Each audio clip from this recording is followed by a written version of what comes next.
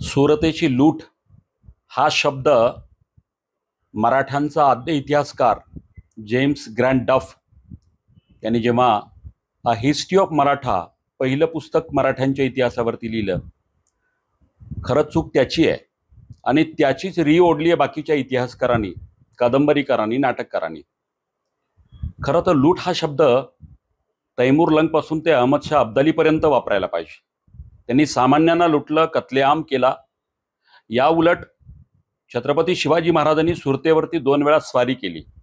पहिली स्वारी दिनांक 6 जानेवारी ते 10 जानेवारी 1664 आणि दुसरी स्वारी दिनांक 3 ऑक्टोबर ते 5 ऑक्टोबर 1670 भर दिवाळीमध्ये.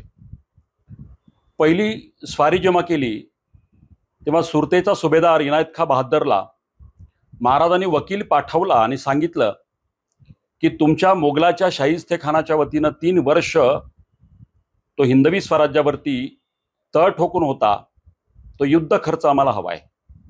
शाहिस्तेखान महाराष्ट्रामध्ये 1660 ते 1663 पर्यंत होता आणि त्या काळात युद्ध खर्च वसूल करण्यासाठी परमुल्कामध्ये, शत्रूच्या मुल्कामध्ये स्वारी करणं हे तत्कालीन न्यायव्यवस्थेला धरून होतं. पण महाराजांनी वकील पाठवला. सुरतेला गेल्याबरोबर वकील गेला, युद्ध खर्च द्या. इनायत खानी हा प्रस्ताव ठोकरला आणि त्यानंतर नाईलाजानी महाराजांनी सुरतेवरती आक्रमण केलं. खरं लूट असू शकत नाही. हा जगातला पहिला राजा आहे की ज्यांनी फक्त तिथल्या श्रीमंतांनाच खऱ्या अर्थानं वेठीस धरलं, त्यांच्याकडनं युद्ध खर्च वसूल केला.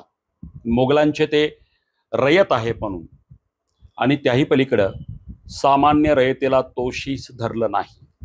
स्त्रियांवरती अत्याचार झाला नाही, प्रार्थना स्थळांना हात लावला नाही आणि ज्यांच्याकडनं, ज्या घरातनं, ज्या श्रीमंतांकडनं युद्ध खर्च वसूल केला त्यांना पावत्या दिल्यात. मला वाटतंय ही लूट नाही, हा युद्ध खर्च वसुलीचा न्यायव्यवस्थेच्या दृष्टिकोनातनं योग्य प्रकार होता. एबीपी माझा, उघडा डोळे बघा नीट.